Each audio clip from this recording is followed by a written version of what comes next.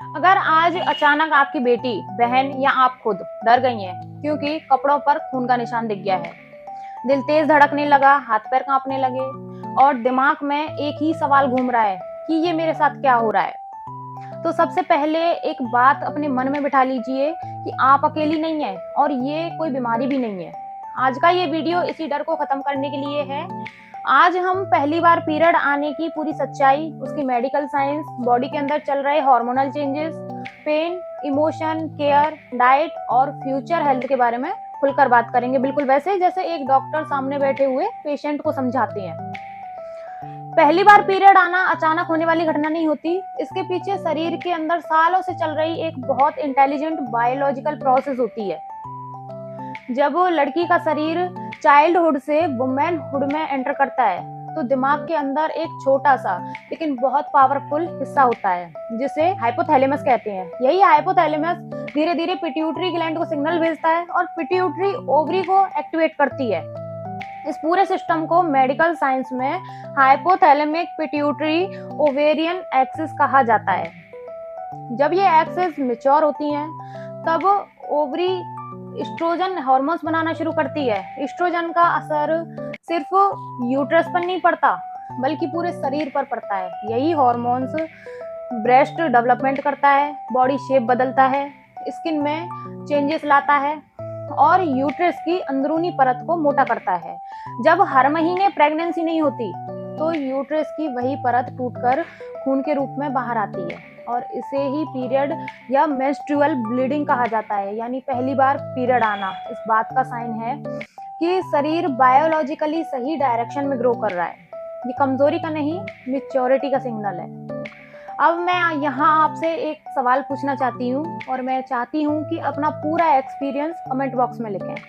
जब आपको या आपकी बेटी को पहली बार पीरियड आया था उस समय आपके मन में सबसे पहला डर क्या था? क्या आपको लगा था कि कोई सीरियस डिजीज हो गई है, या फिर ब्लड देखकर घबराहट हो गई थी, या फिर किसी ने पहले से आपको समझा रखा था कि ये नॉर्मल है? आप अपना एक्सपीरियंस लिखिए क्योंकि आपका लिखा हुआ एक कमेंट किसी और लड़की को हिम्मत दे सकता है। अब एक बहुत जरूरी मेडिकल सच समझिए। पहली बार पीरियड आने के बाद शरीर पूरी तरीके से मैच्योर नहीं होता। शुरू के 1-2 साल तक ओवुलेशन इनरेगुलर हो सकता है, जिसे मेडिकल लैंग्वेज में अनओवुलेटरी साइकिल कहा जाता है। इसका मतलब ये है कि पीरियड कभी जल्दी आ सकते हैं, कभी देर से, कभी कम ब्लीडिंग हो सकती है, कभी ज्यादातर मामलों में पूरी तरह से ये नॉर्मल होता है। इसलिए अगर किसी लड़की का पहला पीरियड आने के बाद 2 महीने नहीं आया तो पैनिक करने की जरूरत नहीं होती है, जब तक ब्लीडिंग बहुत ज्यादा या फिर बहुत ज्यादा पेनफुल ना हो। क्या आपने अपनी बेटी से खुलकर बात की है कि पीरियड क्या होता है, ब्लड क्यों आता है और इसमें डरने की जरूरत नहीं होती? अगर आपने बात की है तो कमेंट बॉक्स में यस लिखिए। अगर आपने नहीं की है तो नो बट आई विल लिखिए, क्योंकि यही एक बातचीत फ्यूचर में एंजाइटी, फियर और गलत धारणाओं को रोक सकती है। अब पेन और सिम्टम्स की साइंस समझते हैं। पीरियड पेन का मुख्य कारण प्रोस्टाग्लैंडिन्स नाम के केमिकल्स होते हैं। ये केमिकल यूट्रस को कॉन्ट्रैक्ट करवाते हैं ताकि लाइनिंग बाहर निकल सके। यही कारण है कि कुछ लड़कियों को हल्का दर्द होता है और कुछ को बहुत ज्यादा क्रैम्प्स आते हैं। प्रोस्टाग्लैंडिन्स इंटेस्टाइन पर भी असर डालते हैं, इसलिए नोजिया, वोमिटिंग या लूज मोशन भी हो सकता है। मूड स्विंग्स इसलिए होते हैं क्योंकि ईस्ट्रोजन और प्रोजेस्टेरॉन ब्रेन के न्यूरोट्रांसमीटर को अफेक्ट करते हैं। इसका मतलब ये नहीं कि लड़की ओवर रिएक्ट कर रही है, बल्कि ये प्योर हार्मोनल और बायोकेमिकल फैक्ट है। अब आपसे एक सवाल है, क्या आपने कभी पीरियड पेन की वजह से स्कूल, कॉलेज या ऑफिस मिस किया है? कितना दर्द था, कितने दिन रहा और उस समय किसी ने आपकी मदद की या आपको ये कहा गया था कि सब कुछ सहना पड़ता है? पूरा एक्सपीरियंस कमेंट में लिखिए, क्योंकि बहुत सी लड़कियां आज भी ये नहीं जानती कि सीवियर पेन नॉर्मल नहीं होता।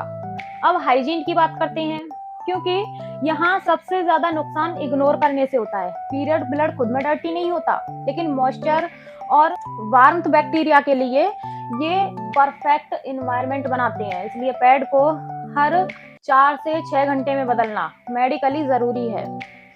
लंबे समय तक एक ही पैड पहनने से रैशेस, फंगल इन्फेक्शन और यूरिनरी इन्फेक्शन का खतरा बढ़ जाता है। पहली बार पीरियड में सैनिटरी पैड सेफ ऑप्शन होता है। टैम्पॉन या फिर मेंस्ट्रुअल कप फ्यूचर में सही गाइडलाइंस के साथ इस्तेमाल किए जा सकते हैं। नहाने को लेकर एक बहुत बड़ा मिथ है। मेडिकल साइंस साफ कहता है कि पीरियड के दौरान नहाना सेफ है। वार्म वाटर बाथ मसल्स को रिलैक्स करता है, ब्लड सर्कुलेशन इंप्रूव करता है और पेन रिलीफ देता है। पीरियड नहाने से नहीं रुकते।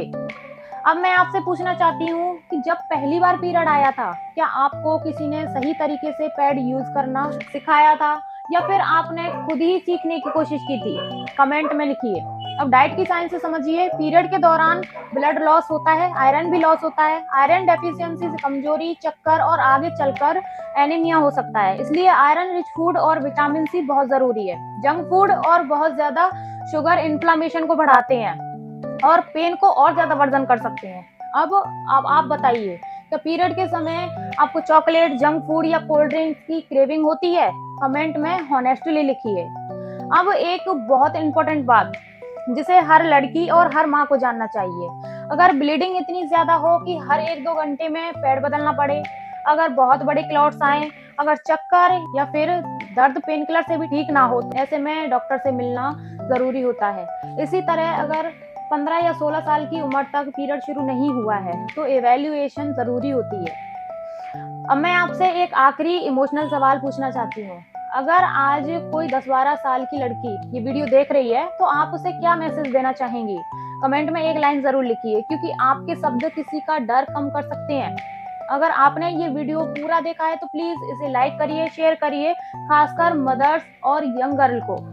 और ऐसे ही evidence based honest medical content के लिए चैनल को सब्सक्राइब करना और बेल आइकन प्रेस करना मत भूलिए। याद रखिए, पीरियड कोई प्रॉब्लम नहीं है, प्रॉब्लम है अवेयरनेस की कमी।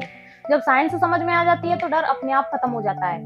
ये जानकारी एजुकेशनल पर्पस के लिए है। फाइनल डिसीजन और ट्रीटमेंट हमेशा डॉक्टर के टेस्ट के बाद ही होता है। Thank you.